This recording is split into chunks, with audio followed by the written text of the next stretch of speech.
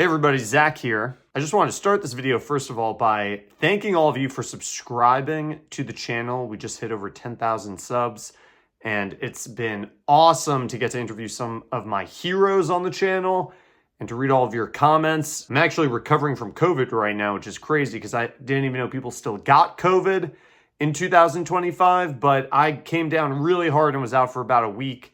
And just kind of getting back on my feet now. So my skin, I think, still looks a little flush. You can decide and drop a comment and let me know. Anyway, I wanted to make a video because I posted something on Instagram about a show I was doing the past couple weeks in the Nashville Repertory Theater. I was playing guitar in the pit of a musical called Come From Away. And I've done this a lot. This is actually, when I first picked up the guitar, one of my main goals was to play in pits and to play in musicals. I grew up just outside of New York City in the suburbs of New York and in Westchester County, and my parents would take my siblings and I to the theater all the time. We would go constantly, and I really developed an appreciation for musical theater.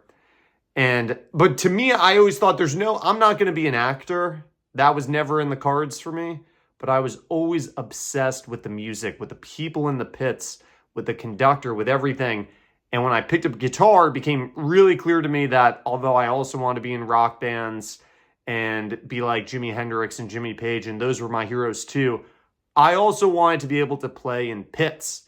So I posted I made this post about playing in Come From Away at the Nashville Repertory Theater. And I got a lot of comments from people saying, how do you know how to do this? Or how is it possible that you can play in a pit and read music? Which is crazy because a lot of people in Nashville really don't read music, and that's not to take anything away from them because they're amazing players too, but they read charts and they read numbers and or they don't read it at all and they just play by ear, which is incredible. I mean, those guys are monsters, but I spent a lot of time early on developing my reading chops because I really wanted to play in pits in musical theater. That was really the only reason I worked on my reading. I had no other application for it other than I wanted to play in theater.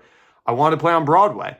This is just a quick story that I wanted to tell about how it really took me a lifetime to finally make my Broadway debut, but it really took 6 years from when I started making inroads into that community. It really took about 6 years to get on Broadway and to make my debut, and it was really a lot of hustle and a lot of perseverance. It started in college. I went to Berklee College of Music. I studied guitar performance, and I did this radio show on The Burn, the Berklee Internet Radio Network.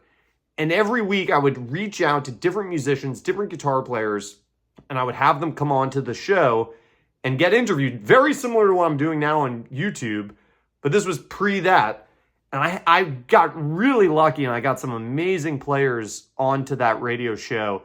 A lot of people who were coming through Boston or who were coming through Berklee, people like Robin Ford came on the show, Jason Isbell came on the show, Pasek and Paul, who were just having success with Dear Evan Hansen, came on the show and got interviewed. They would go on to write Greatest Showman and the music for La La Land, etc. So I got all these amazing interviews really early on.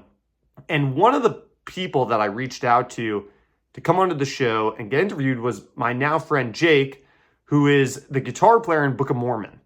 And I thought he was a great guitar player. I first found out about Jake because I watched a Premier Guitar rig rundown with him. And he was talking about his gear that he was using in the pit of Book of Mormon. So I reached out to Jake and I invited him to come on to the show for an interview. I just reached out to him on Facebook. And this is what I said. I said, "Hi, Jake. I'm a student at Berklee College of Music. I have a radio show on The Burn, the Berklee Internet Radio Network. And every week I interview a different guest or band. Past guests have included Robin Ford, Brent Mason, who had also come on the show, Peter Wolf of the Jay Giles Band, and I would love to do an interview with you. I can record it over the phone whenever is convenient. I know my fellow students would love to learn about what it's like playing in a musical every night and how you first got involved playing in theater pits. I'm looking forward to hearing back from you. Thanks so much." So I sent that interview in 2016, and he wrote back and he agreed to come on to the show.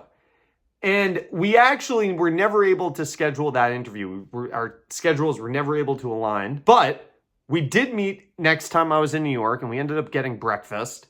And we really hit it off, and we became friends.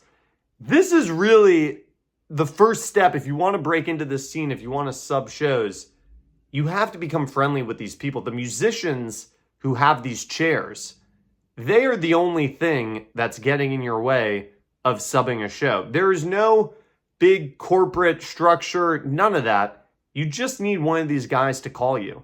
And if they call you, or if they like you and they trust you and they call you, you could be in their chair tomorrow night. I mean, that's how this works. So I figured that out pretty early. Started to hang out with Jake every time I was in New York. I would hit him up and we would get breakfast. And it was easy because he was such a cool guy. He still is a great guy. And we would talk about guitars and we really hit it off and became friendly. Eventually, he invited me to sit in the pit with him and watch the Book of Mormon, which is something that sometimes happens, especially if you're kind of new in the scene. They'll invite you into the pit and you can sit with them in the pit and you can watch them play the show and just kind of experience what it's like to watch the conductor do all this. So I did all that. And I thought, this is maybe within a couple months of knowing Jake, I thought next week I'm going to be in the pit of Book of Mormon subbing. That's what I thought. Not even close, okay? It took me another 5.5 years. Remember, this is a 6-year journey. So time goes on. I'm staying very friendly with Jake. We would hang out all the time. He's still a really good friend of mine to this day. And eventually he said to me, he said, you know who you should meet? You should meet Greg over at Wicked, who plays the Guitar 2 book. And I said, I don't even know who Greg is, but I'd love to meet him. So he connected me with Greg. I got on a phone call with Greg, and Greg and I really hit it off like instantly. We were talking about gear and guitar and different performances of different guitar players that we loved. We just became buds. And I thought, okay, here's this awesome friendship. Greg is the coolest. Next month, he's going to ask me to come in and play Wicked. It didn't happen like that at all. Maybe 2 years into this relationship with Greg, he said to me, he said, you know, why don't you learn this? And he sent me the Wicked book. Okay, now I'm thinking, that's it. Next week, he's going to ask me to sub. Why would he send me this book if he doesn't want me to sub in the show, right? Wrong. I get the book. I start learning it. I master it. By the way, if you've ever looked at these books for Wicked, Guitar 1, Guitar 2, they are wicked hard. It might take you 6 months to play these books confidently. They are so freaking hard. So it took me a long time to really get it under my fingers. And that's where reading comes in handy. You can't memorize these books. You could, but they're so intricate and you have to read so much. I think I'll do a video in the future talking about sight reading and how I learned how to do it and kind of my method behind it. But I started learning the book for Wicked, and this was maybe in 2018 because I think I was just graduating college when he sent me the book. And I thought, that's it. Next week I'm going to be in the pit. This is going to be so easy. Didn't work like that at all. I think 2 years went by. And in 2020, I got a text out of the blue and he said, hey, Zach, why don't you come sit in the pit and watch me play the book? And I thought that meant, oh, he's getting ready to call me. He needs a sub. He's going to call me. I'm going to go in. That's what I thought. So I go in and I watch him play the book and I leave and nothing happens. He doesn't say anything to me. Then the pandemic hits. And I think the pandemic delayed me going into the pit because I felt like he was getting ready to call me. I don't know. The pandemic hits and I go, well, crap. All this momentum I had is gone, right? We get out of the pandemic and I shoot Greg a text and I say, Greg, if you ever need a sub, let me know. I'd love to do it. I kept up with the book over the pandemic. I kept practicing it. Every now and then I'd pull it out. I'd review it. I'd learn all the parts again. And he said, nah, what was happening with Wicked early on is they weren't bringing in a lot of new subs after the pandemic, right after. Because when you bring in a new sub, you have to bring someone who has to sit in the pit and watch the book and really get comfortable. And it's just introducing more people into the pit that need to be there. And they were really trying to keep that contained post-COVID. So they weren't really bringing in any new subs right after COVID. So a little bit of time went by, more time went by, kept staying in touch with Greg. Finally, it's 2022, 6 years after my first meeting with Jake. Jake introduced me to Greg. I kept in touch with Greg every time I was in New York from college. I would hit him up. We would get breakfast or coffee. Every time I was in New York from Nashville, I would hit him up and we'd get together. We just became really good friends. It was just easy to hang out with him because he was awesome.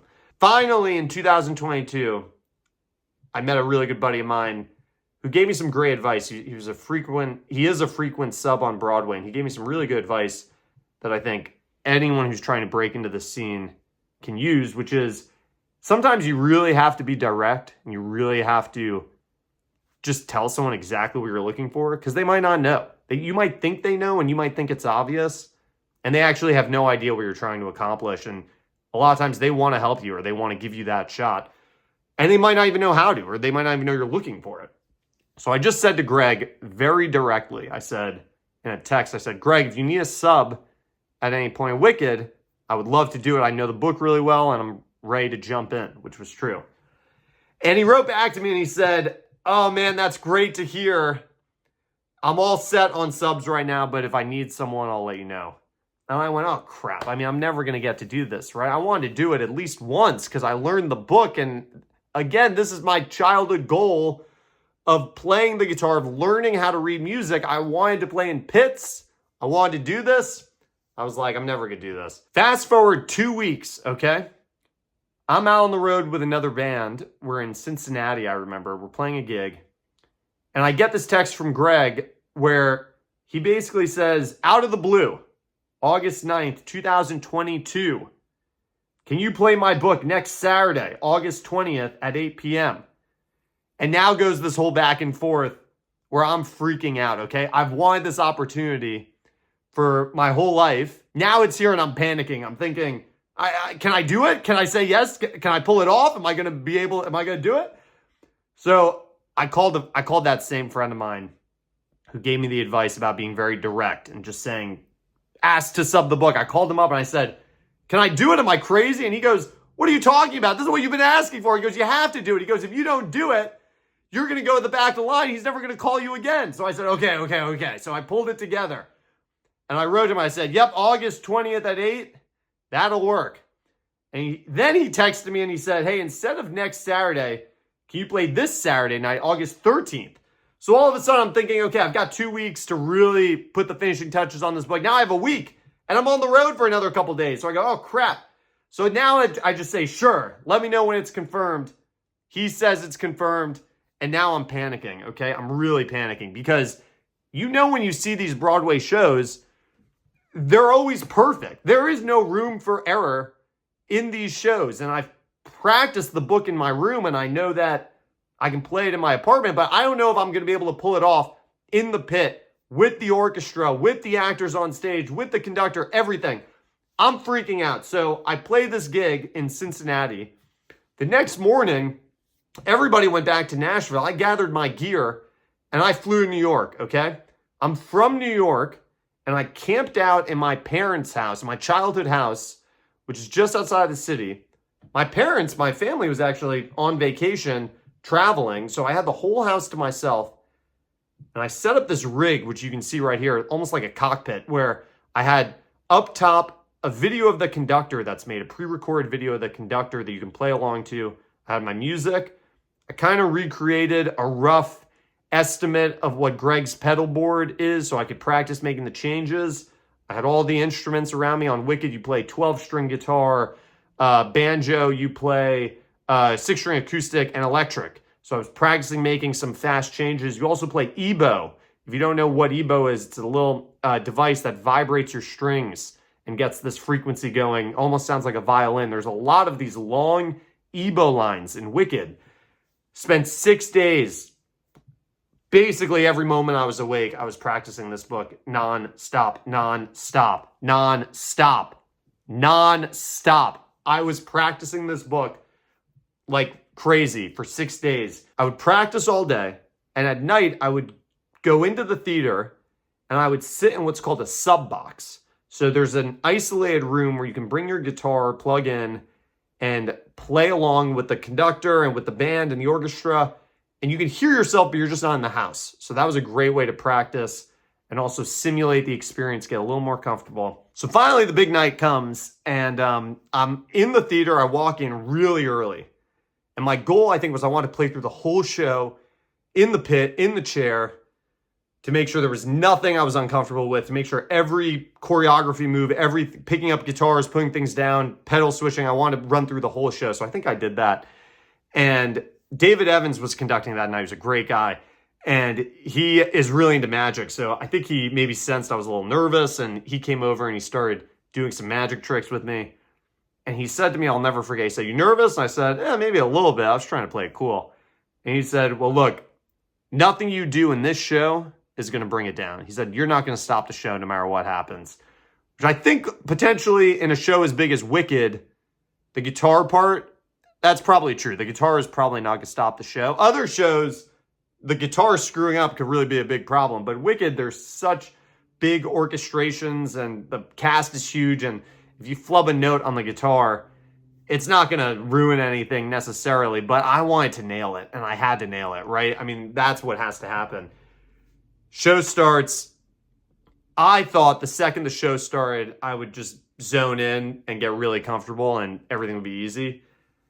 Not the case. I was basically on the edge the entire night. The entire night, I was freaking out for 2 hours and 45 minutes, freaking out that I was going to hit a wrong note, that something else was going to go wrong, my cable was going to give out, anything. I was freaking out. Play the show, went great. Walked across the street and got a fried chicken sandwich at the pub right across from the Gershwin Theater. And that was it. And I started subbing over at Wicked. Until I started to get busy with other work, and I started going on another tour, which conflicted with some of the dates I was getting called for Wicked, so I had to sort of turn those down. And then I sort of faded out of it. I'll do it again, though, at some point, I'm sure. And that kind of relates to when I got called to do Come From Away in Nashville, which I had a blast doing. The point is, though, there were so many times where I thought I would never do this over 6 years. Over my life, I didn't know if at any point in my life if I'd ever make my Broadway debut. But for 6 years, I was really focused on it. And I kind of gave up a couple times. All right, I didn't give up, but I just thought this is a long shot. This is never going to happen.